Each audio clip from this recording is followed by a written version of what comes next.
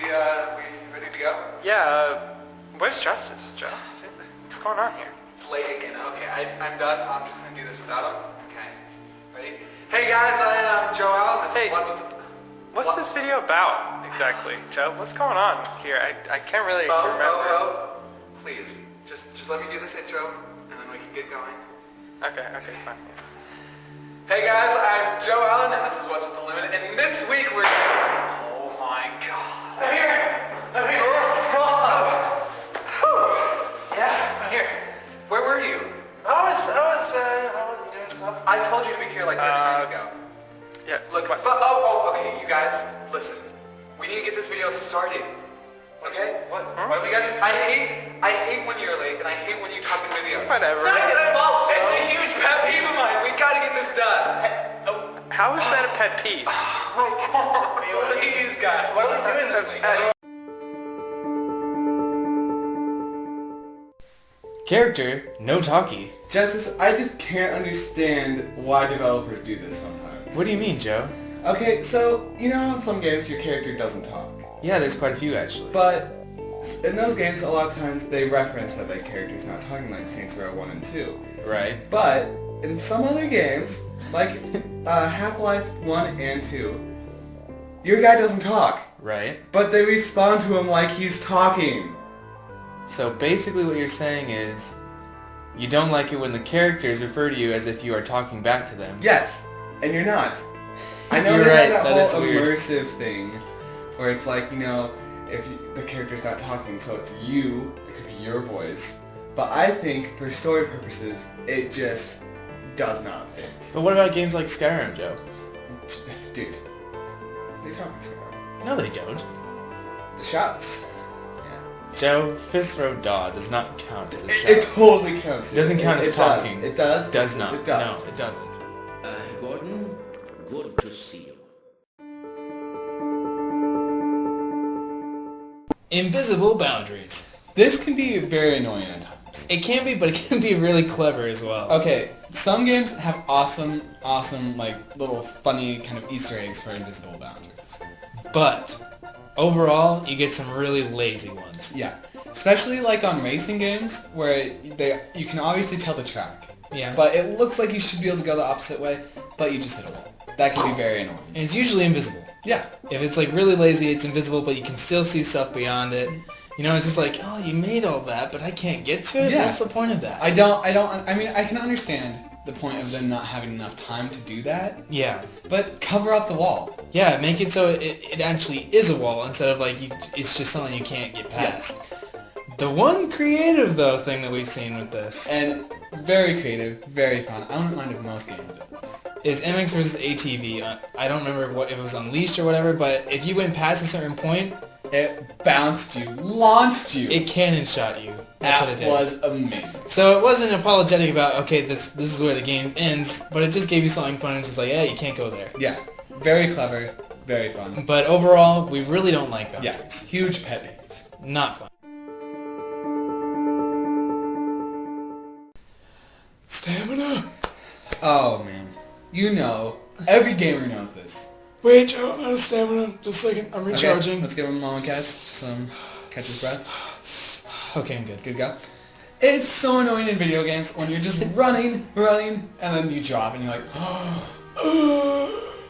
What's one of the main ones that stands out to you, Joe? Dragon's Dogma. Dragon's Dogma. Why not Call of Duty, where it's way more prominent? Because you shoot and it's not an open world game. Dragon's Dogma, I really like the game, okay? Its running was the worst. No fast travel, really. You had to pay for fast travel. But running, you could seriously run like 10 seconds and then you were done. You had to wait for a long time. And that's not walking afterwards. That's kneeling down, bent over, waiting to recharge. I also just hated it on any kind of shooter where you just can't, where all of a sudden you just stop running. Yeah. You know, it might be realistic, but it's not as fun. Look, guys, we totally understand magical stamina. Yeah, mana, that kind of stuff. Yeah, that is understandable. I am totally fine with that. Running stamina, I don't play the game for my guy to get tired. Skyrim, the Elder Scrolls series. It's really annoying. Yeah, I mean, what was one of the ones that did this recently? that we like. It was Borderlands, where there was no stamina. Borderlands, they should really start taking advice from that. You can also reload running, which is not a very common thing. Do it everywhere, please. Please, It's awesome. guys. Yeah.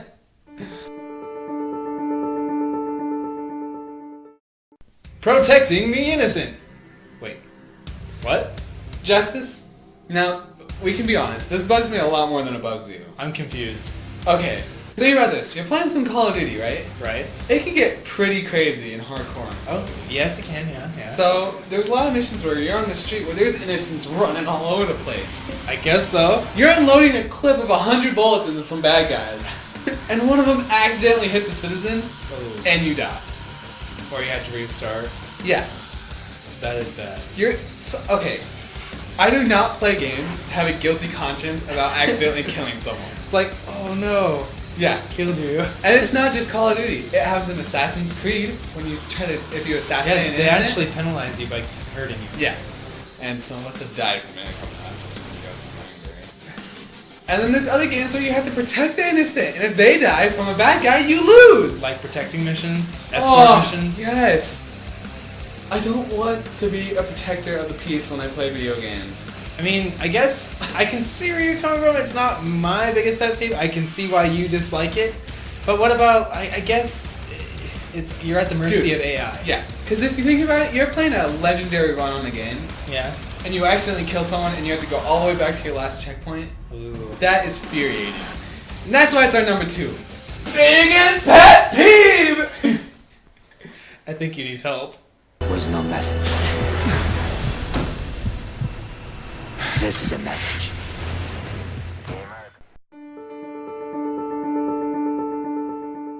Joe, Yes. we're spoiled. We're so spoiled.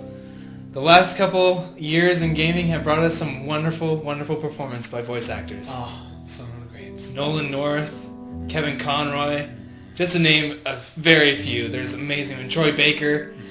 But because of this, when we hear bad voice acting, it stands out like a sore thumb. It can ruin a game. Honestly. Yeah.